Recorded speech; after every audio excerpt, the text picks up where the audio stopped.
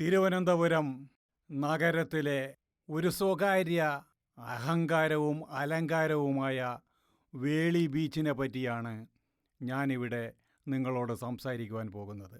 Thiruvananthapuram railway സ്റ്റേഷനിൽ നിന്ന് 12 kilometre ദൂരെയും Thiruvananthapuram അന്താരാഷ്ട്ര വിമാനത്താവളത്തിൽ നിന്ന് 3 കിലോമീറ്റർ ദൂരെയുമായി സ്ഥിതി ചെയ്യുന്ന ഈ ടൂറിസ്റ്റ് വിനോദ കേന്ദ്രം ഒരു ആകർഷണമാണ്.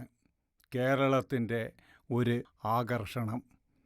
ഇത് പ്രസിദ്ധനായ ശില്പി ശ്രീ കാനായി കുഞ്ഞിരാമൻ അവറുകളുടെ ശില്പങ്ങളാണ് ഈ വേളി വില്ലേജിൽ കാണുന്നത്.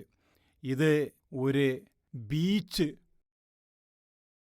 പഞ്ചാര മണൽപ്പുറം തൊട്ടുരുമ്മി തന്നെ സുന്ദരമായ തടാകം, വേളി തടാകം, തൊട്ടപ്പുറത്ത് അറേബ്യൻ സീ, അറബിക്കടൽ. ഇങ്ങനെ 3 വെള്ളത്തിൻ്റെ കേന്ദ്രങ്ങൾ തമ്മിലുള്ള ഒരു സമ്മേളനമാണ്. അതുകൊണ്ടുള്ള ഗുണം എന്ന് പറഞ്ഞാൽ, പഞ്ചാരമണലിൽ നിങ്ങൾക്ക് കുതിര സവാരി നടത്താം, നിങ്ങൾക്ക് വെറുതെ ഇങ്ങനെ ഉലാത്തി നടക്കാം, കായലിൽ നിങ്ങൾക്ക് ബോട്ടിലൂടെ സഞ്ചരിക്കാം. ഇവിടെ ഇത് ഒരു ലഗൂൺ ഇനത്തിൽപ്പെടുന്ന ഒരു ടൂറിസ്റ്റ് കേന്ദ്രവും കൂടിയാണ്. പടിഞ്ഞാറ് ഭാഗത്ത് അറബിക്കടൽ തൊട്ടുരുമ്മി നിൽക്കുന്ന വേളി എല്ലാവരും കാണേണ്ട ഒരു സ്ഥലമാണ്.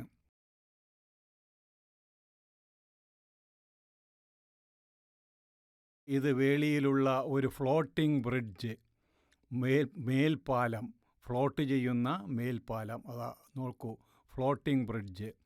വേളിയിൽ ആദ്യമായി, കേരളത്തിൽ എനിക്ക് തോന്നുന്നു ആദ്യമായിട്ട് വേളിയിലാണെന്ന് തോന്നുന്നു ഒരു ഫ്ലോട്ടിംഗ് ബ്രിഡ്ജ് നിർമ്മിച്ചിരുന്നു.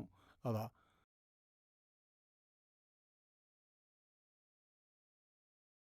ഈ കാണുന്നത് ഒരു ഫ്ലോട്ടിംഗ് റെസ്റ്റോറൻ്റാണ്.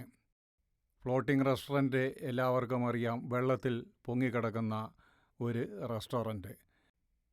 വേളി മിനിയേച്ചർ റെയിൽവേ സ്റ്റേഷൻ.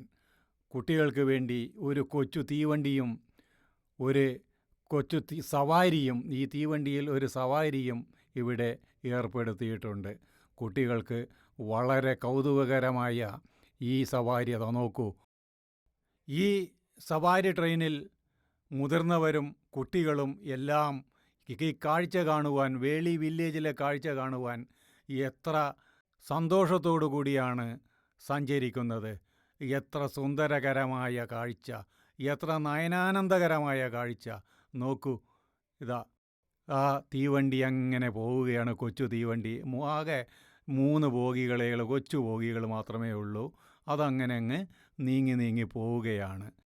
കുറേ ആൾക്കാർ ഇതാ ഇത് ഫ്ലോട്ടിംഗ് ബ്രിഡ്ജിനൂടെ ഉള്ളിലൂടെയും പോകുന്നുണ്ട്. ഫ്ലോട്ടിംഗ് ബ്രിഡ്ജിൻ്റെ മേലെ കൂടെയും ആ തീവണ്ടി സഞ്ചരിക്കുന്നുണ്ട്. ചൂളം വിളിച്ച് ആ തീവണ്ടി അങ്ങനെ മുന്നോട്ട് നീങ്ങിപ്പോയി.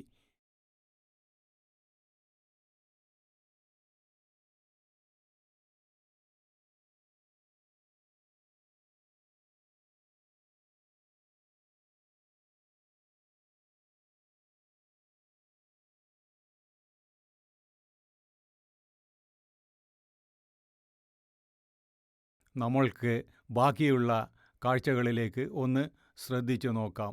ആ വില്ലേജിൻ്റെ നോക്കൂ, പച്ച, ഫ്ലോറ ആൻഡ് ഫോണ എന്ന് ഇംഗ്ലീഷിൽ പറയുന്ന എത്ര പ്രകൃതി രമണീയമായ ഫ്ലോറ ആൻഡ് ഫോണ. പച്ച വിരിച്ച, മരതക പട്ട് വിരിച്ച കൊറിയൻ ഗ്രാസിൻ്റെ ഒരു പരവതാനി.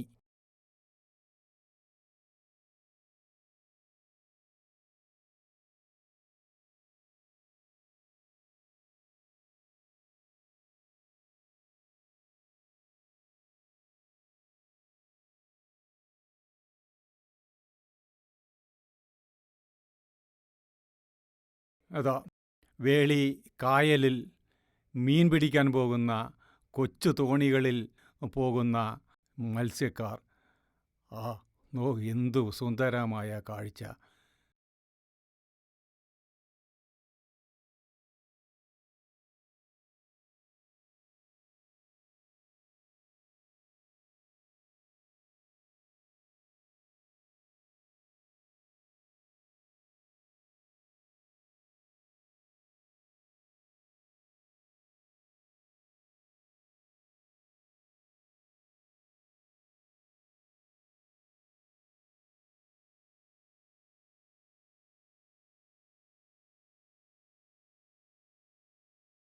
എനിക്ക് തോന്നുന്നു ഒരിടത്തും ഇങ്ങനെ ഈ 3 കര, കടൽ, കായൽ എന്നിവയുടെ സമ്മേളനം ഉള്ള വേറൊരു ടൂറിസ്റ്റ് സെൻറ്റർ ഉണ്ടോ എന്ന് എനിക്ക് സംശയമാണ്.